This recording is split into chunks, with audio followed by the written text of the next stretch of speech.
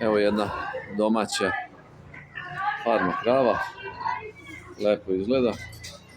Čovjek ima nekih 20 krava, nešto je tu junadi, nešto je tu teladi.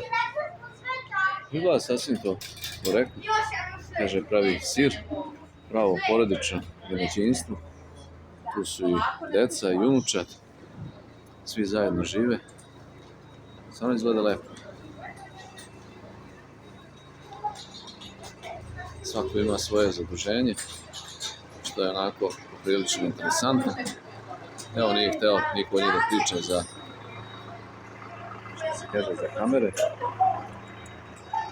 Ali dobro, ispoštovat ćemo i taj deo, a snimit ćemo kako to se izgleda u pravom seoskom domaćinstvu. Puno rada, ali kažu isplati se.